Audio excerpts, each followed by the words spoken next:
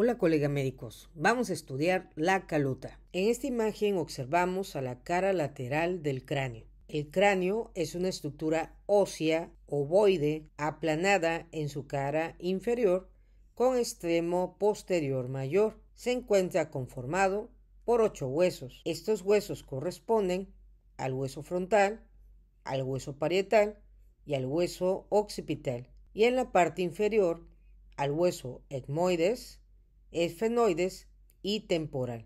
Para su estudio, el cráneo se delimita por un plano anatómico transversal que trazamos desde la eminencia frontal media hasta la protuberancia occipital externa. Este plano delimita al cráneo en una porción superior conocida como calota, bóveda craneana o calvaria.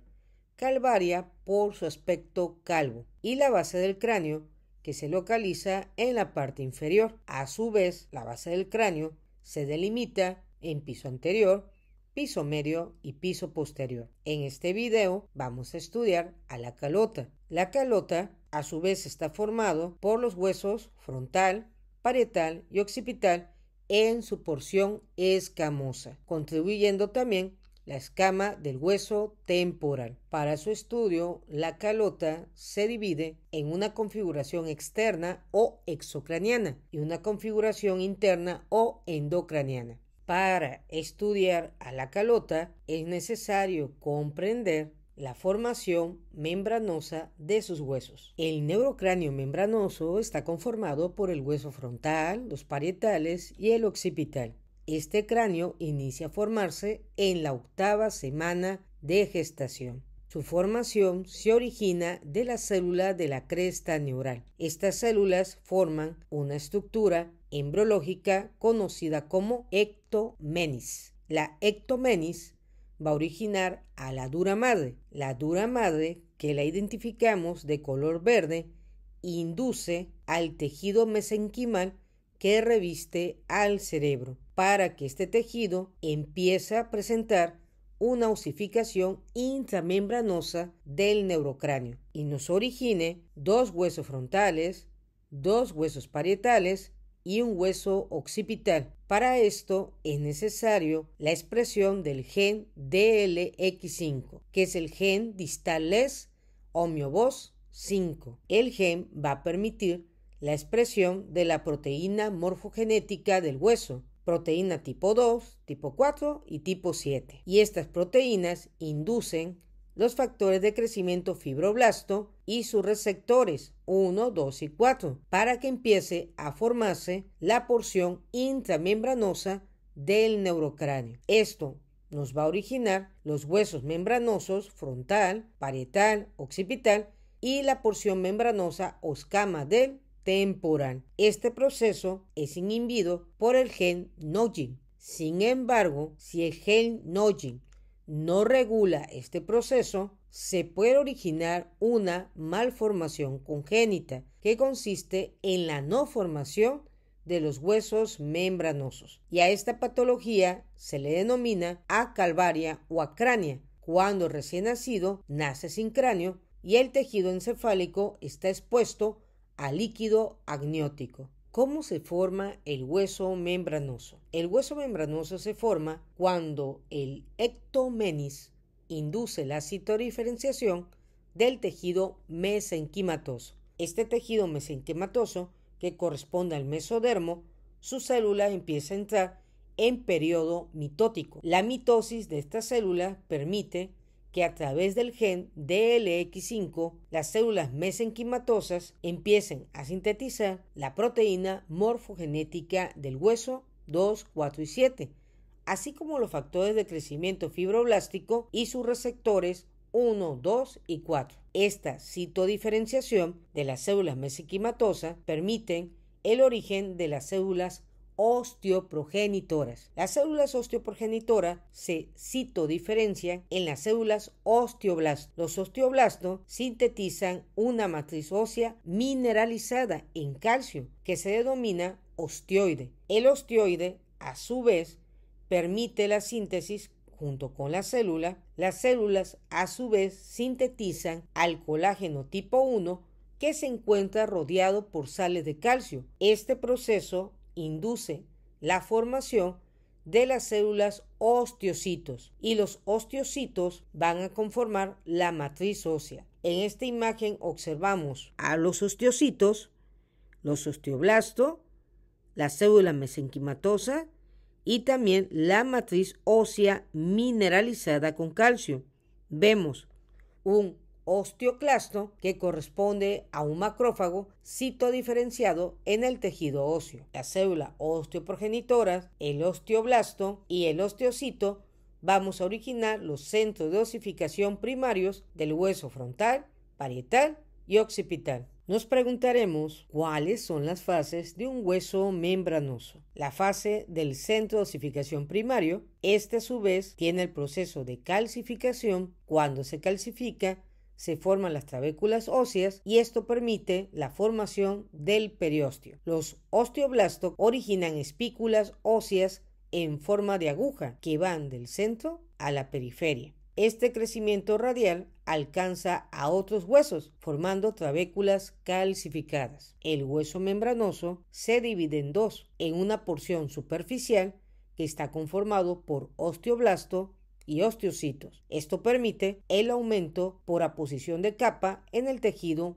membranoso. Y en la profundidad vamos a encontrar al osteoclasto, que corresponde a un macrófago. Este macrófago va a permitir la reabsorción del interior de las capas, originando un remodelado activo y permitiendo la morfología de los huesos membranosos o futuras escamas. Colega, normalmente el gen DLX5 origina los vasos sanguíneos y esto a su vez permiten el origen del periósteo, donde van a migrar los vasos sanguíneos para formar al tejido diploe, conformado por un tejido compacto externo, un tejido compacto interno y el hueso membranoso y el hueso esponjoso, y originar la tabla diploe. Este tejido diploe solamente se forma en los huesos endocondrales o aquellos que van a formar cartílago. El gen DLX5 evita la formación de esta osificación. El gen DLX5 evita que se forme el periósteo, evitando la formación del diploe y calcificando al hueso. Esto nos permite que la porción de la calota tenga huesos membranosos,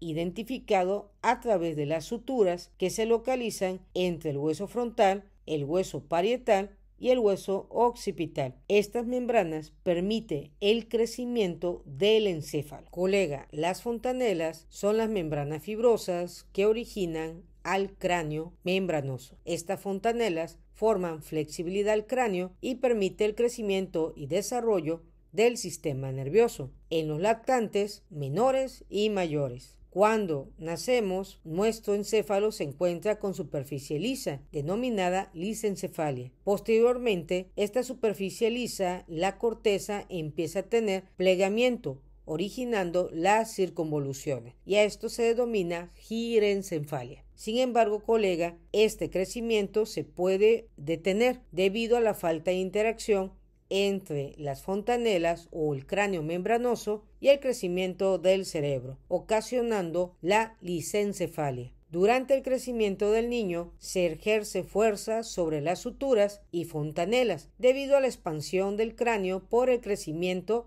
y desarrollo del sistema nervioso central. Esto ocasiona que las membranas o fontanelas tengan el crecimiento del periósteo y el periósteo transporte vaso sanguíneo para la formación del hueso endocondral, y este hueso endocondral se calcifica para originar al diploe. Donde había membranas, se calcifica y originan las suturas que van a unir al hueso frontal, parietal y occipital y al hueso parieto-temporal. Sin embargo, este proceso puede ser prematuro y ocasionar en el niño la craneosinostosis, evitando el crecimiento y desarrollo del sistema nervioso central como lo favorece la fontanela. Y en la craneosinostosis no vamos a encontrar fontanela, vamos a encontrar suturas. Colega médicos, las fontanelas se dividen en dos, en la fontanela anterior y las fontanelas posterior. La fontanela anterior recibe el nombre de brecma. Esta fontanela es la más grande, tiene forma romboidal y se forma entre el hueso frontal y los huesos parietales, delimitando la sutura frontal y la sutura biparietal. Esta fontanela se puede cerrar en los niños que tienen 6 meses, 18 o 24 meses. Si me pregunta por qué varía el cierre de la fontanela, va a depender de la raza, del crecimiento, de la nutrición del niño, entre otros factores. La fontanela Therium tiene forma de ala y esta fontanela, colega, está formado por los huesos frontal, esfenoides, parietal y temporal y se cierra en los niños que tienen 6 meses a 18 meses. Las fontanelas posteriores corresponden a la fontanela Landa. Esta fontanela tiene forma de una L y se encuentra entre la sutura del hueso parietales y el hueso occipital. Esta fontanela se puede cerrar en los niños que tienen 2, 3 o 6 meses de edad. Y la fontanela que tiene forma de una estrella se llama Asterium y esta fontanela se encuentra delimitado entre las suturas del hueso parietal, temporal y occipital y se cierran en los meses 2, 3 y 6. Las fontanelas no permiten identificar si un niño tiene deshidratación cuando la observamos hundida y la fontanela que nos determina su deshidratación es la fontanela Bregman. También la fontanela Bregman se puede abombar y esto nos da el signo de hidrocefalia. Quiere decir que hay un aumento de la presión intracraneana. También las fontanelas se pueden cerrar prematuramente, originando la craneosinostosis. Este cráneo no tiene una morfología normal y no permite el crecimiento del sistema nervioso central. Colega médico, vamos a estudiar el siguiente caso clínico. Laura, de 39 años de edad, multípara, vemos que tiene 4 gestas, un aborto, una cesárea, 2 partos, con controles prenatales normales, presenta ruptura de membrana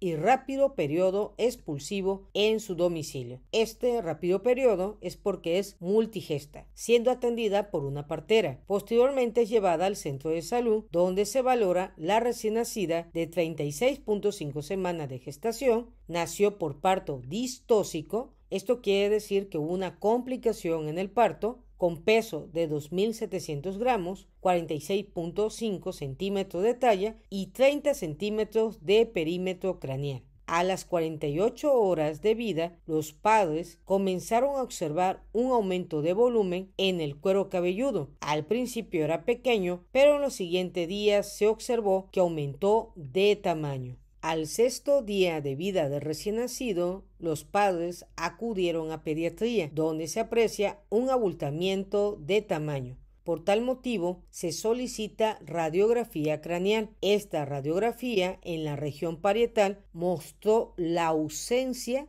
de lesiones óseas y se solicita una ecografía transfontanelar, el cual fue normal. La ecografía transfontanelar siempre se solicita en niños que presentan alteraciones en el neurocráneo y tuvieron un parto distóxico. Colega, se realiza la ecografía de partes blandas de la calota, en la que se visualiza una lesión hipoecoica que se localiza entre el periósteo y el diploe craneal, compatible con un cefalohematoma bilateral, con espesor aproximadamente de 9 milímetros en el lado derecho y 6 milímetros en el lado izquierdo. No se observan calcificaciones intralesionales. El cefalohematoma se localiza entre la quinta capa del cuero cabelludo, que corresponde al pericráneo o periósteo, y la tabla ósea externa de la calota. Laura lleva a su recién nacida prematura de 36.5 semanas de gestación a una ecografía transfontanelar debido a que presentó un parto complicado o un parto distóxico. El transductor del ultrasonido se coloca sobre la fontanela Bregman para valorar y descartar hemorragia de la matriz germinal, hemorragia en las cavidades intraventriculares y afectación de la región cerebelosa. Este proceso diagnóstico es necesario en los recién nacidos que presentan complicaciones durante su nacimiento y valorar que exista alguna lesión en la matriz germinal. Esta matriz es la que permite la migración de las células neuronales a la corteza cerebral que al principio se encuentra lisa y que permita el plegamiento de la corteza cerebral. Si llega a haber alguna lesión en estas estructuras, evita el crecimiento normal del encéfalo, ocasionando parálisis cerebral. Colega médico, los estudios nos descartaron lesiones en la calota, en las fontanelas y en el sistema nervioso central. Se cita en 4 semanas a la lactante menor para su valoración. Esta presenta una evolución normal en la reabsorción completa de las lesiones en el periodo habitual, que por lo general es en 2 semanas a 4 meses, dependiendo del tamaño del cefalohematoma. Es necesario comentarle a los padres que el cefalohematoma se reabsorbe de 1 a 4 meses. Posteriormente se valora a la bebita encontrándose un crecimiento y desarrollo normal. Posteriormente se valora a la niña encontrándose en crecimiento y desarrollo normal. Ahora vamos a estudiar la configuración externa de la calota. Ahora vamos a identificar los elementos de la región frontal. La región frontal corresponde a la escama frontal o porción vertical de la cara exocraniana del hueso frontal. El primer elemento que encontramos es la sutura metópica, que se forma cuando se fusionan los dos huesos frontales. El segundo elemento corresponde a la jiba frontal media o glabela. A los lados de la jiba frontal media vamos a encontrar a las jibas frontales laterales. Estas pueden ser prominentes en algunas personas. Las jibas frontales laterales aloja en su interior al polo del lóbulo frontal. Identificamos a la sutura brecma. Esta es la calcificación de la fontanela brecmática. Esta superficie está cubierta por el músculo fronto-occipital. Este músculo, cuando se contrae, origina las arrugas de la frente. En la cara exocraniana de la región parietal vamos a identificar la línea curva temporal superior. Esta permite la inserción de la fascia del músculo temporal. Por debajo de esta línea vamos a encontrar la línea curva temporal inferior, donde se inserta el músculo temporal. Por arriba de la línea vamos a identificar la zona que va a estar cubierta por la poneurosis epicraneal o galia. Esta poneurosis une al músculo frontal con el músculo occipital. En la región parietal identificamos a la sutura frontoparietal. También identificamos a la sutura interparietal. Estas suturas se forman por la calcificación de la fontanela brecmática. Identificamos a la sutura parieto-occipital, que se conformó de la sutura de la fontanela landa. Identificamos a los agujeros parietales. Estos agujeros parietales permiten el paso de la vena emisaria de Santorini. Esta vena emisaria comunica el drenaje venoso del cuero cabelludo, el drenaje del tejido diploe del hueso parietal con el seno longitudinal superior. Ahora vamos a identificar las venas diploica y emisaria de la calota. Identificamos a la vena emisaria parietal de Santorini. Vemos a la vena diploica frontal, también conocida como vena emisaria de Esperino. Esta se origina del agujero ciego de la cresta frontal interna. Identificamos a la vena diploica temporal anterior, a la vena diploica temporal posterior, vena emisaria mastoidea, así como la vena emisaria diploica occipital. Estas venas diploica y emisaria se anastomosan con el drenaje venoso del cuero cabelludo y a su vez se comunican con las afluentes del seno longitudinal superior. Identificamos los elementos de la región occipital. El occipital, su cara posterior inferior, es la cara exocraniana. En la cara exocraniana identificamos al agujero occipital. Este agujero aloja al bulbo raquídeo y el inicio de la médula espinal. Lo observamos en la siguiente imagen. Vemos el agujero occipital o agujero magno, identificamos al bulbo raquídeo y a la médula espinal.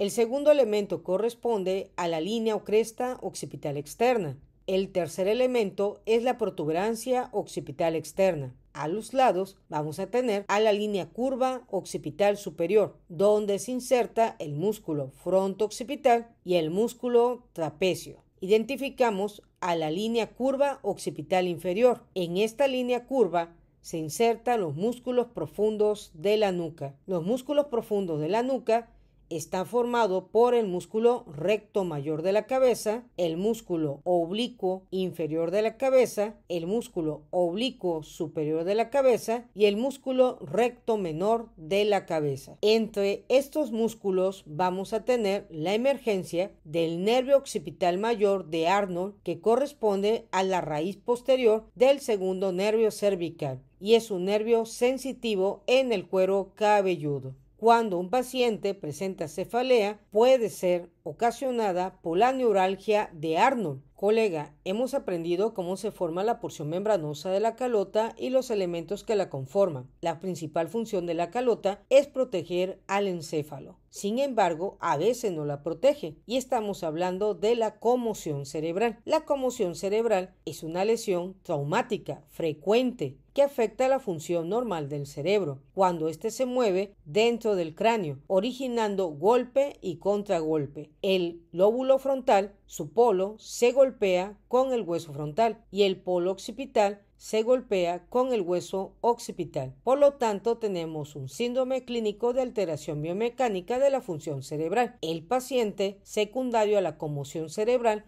puede presentar pérdida de memoria, orientación y pérdida de la conciencia. Esto implica un riesgo de mediano y largo plazo cuando la conmoción cerebral es reiterada, como sucede en los deportes de alto impacto, como el boxeo. Por lo tanto, estos pacientes pueden presentar encefalopatía traumática crónica. Esta encefalopatía es común en los deportes de contacto, como sucede en el fútbol americano. ¿Qué característica vamos a encontrar en los pacientes con conmoción cerebral reiterada? A nivel físico, cefalea, dolor cervical, náusea, vómito, problemas del equilibrio, del vértigo, trastornos visuales, fatiga, fotofobia, sonofobia y adormecimiento. Esto se debe a lesiones axonales que conectan a las áreas corticales con el tallo cerebral. También encontramos alteraciones cognitivas, dificultad para concentrarse, problemas de memoria y respuestas lentas a preguntas y repeticiones de la misma. A nivel emocional, el paciente puede tener irritabilidad, tristeza, labilidad emocional y nerviosismo. En el sueño hay tendencia al sueño, dormir más o menos de lo habitual y dificultad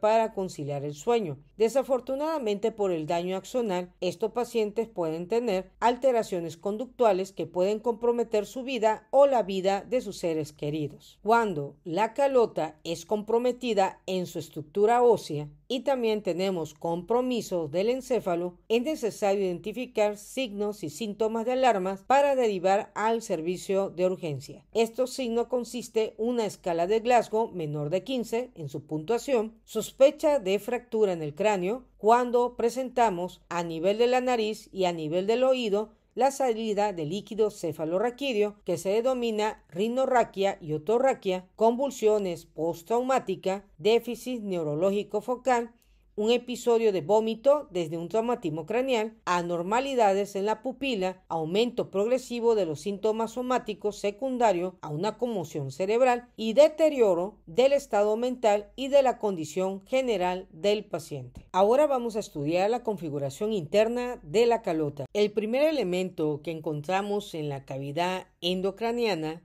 corresponde al agujero ciego, donde emerge la vena esperino, que es una vena del tejido diploe. Vamos a encontrar a la cresta frontal interna que se bifurca y esta cresta origina al canal del seno longitudinal superior, conformado por la porción frontal, parietal y occipital. En este canal discurre el seno longitudinal superior en el borde superior de la hoz del cerebro. También identificamos a las fosas para el polo frontal. Vemos a la fosita de Paccioni, donde se alojan los corpúsculos subaranoideos de Paccioni. Identificamos a los corpúsculos dentro de sus cavidades. Estos corpúsculos o granulaciones subaranoideas de Paccioni son protrusiones de la membrana aracnoidea en el interior de los senos de la dura madre, sobre todo en el seno longitudinal superior, y su principal función es la filtración y reabsorción de líquido cefalorraquídeo. Estos corpúsculos pueden crecer de tamaño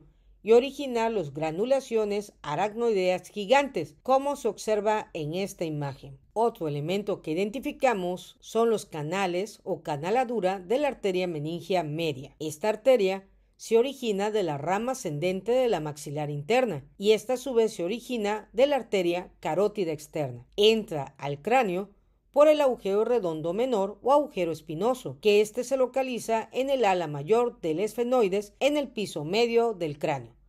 La arteria discurre por el espacio epidural, espacio conformado entre la dura madre y la estructura ósea de la cavidad endocraniana. La arteria se divide en 3 ramas, una anterior, una media y una posterior. La rama anterior de la arteria meningia media irriga a la pons de crista galli del esfenoide y a la hoz del cerebro. La rama media de la arteria meningia media irriga la mayor parte de la superficie de la calota a través del hueso frontal, temporal, parietal, occipital, y la rama posterior va a irrigar una pequeña zona del hueso occipital. En esta imagen observamos a la dura madre y en la superficie de la dura madre vemos cómo discurre la arteria meningia media. La arteria meningia media se localiza en el espacio epidural. La lesión de esta arteria origina el hematoma epidural. El hematoma epidural es de origen arterial por la ruptura de la arteria meningia media. Es frecuente en los jóvenes adultos. El hematoma se localiza en el espacio epidural. En una tomografía axial computarizada simple se localiza el hematoma epidural como una colección hiperdensa en forma de una lente biconvexa que origina un efecto de masa. Significa que desplaza al encéfalo en sentido contrario. Clínicamente vamos a tener en el paciente un periodo de lucidez o pérdida transitoria de la conciencia. El tratamiento del hematoma epidural consiste en la evacuación quirúrgica a través de la craniotomía. La cara endocraniana del hueso occipital corresponde a la cara anterosuperior. En esta cara identificamos a la cresta occipital interna que se encuentra rodeando al agujero magno o occipital. Identificamos a la protuberancia occipital interna donde se aloja la presa de erófilo. La protuberancia occipital interna se bifurca para dar origen al canal del seno longitudinal superior donde discurre el seno longitudinal superior que desemboca en la presa de erófilo. Identificamos los canales del seno lateral o seno transverso que permite el drenaje de la presa de erófilo. Observamos a las fosas cerebrales donde se alojan los lóbulos occipitales o el polo occipital. Identificamos la inserción de la tienda del cerebelo en el canal del seno lateral o seno transverso. Esta tienda del cerebelo delimita al sistema nervioso central en una porción supratentorial y en una porción infratentorial. La porción supratentorial corresponde a los hemisferios cerebrales y el diencéfalo, y la porción infratentorial corresponde al tallo cerebral, mesencéfalo, puente bulborraquídeo y el cerebelo. También identificamos a las fosas cerebelosas, donde se aloja el cerebelo. En la región endocraniana del hueso occipital encontramos la confluencia de los senos. Esta estructura puede verse comprometida en los hematomas subdurales. El hematoma subdural tiene origen en la sangre venosa de los senos de la dura madre, en las venas del cerebro y en las venas emisarias. El hematoma subdural se localiza entre la dura madre y la aracnoides, en el espacio subdural. Es frecuente en los adultos mayores que presentan una caída. Si solicitamos una tomografía axial computarizada simple, vemos una lesión hiperdensa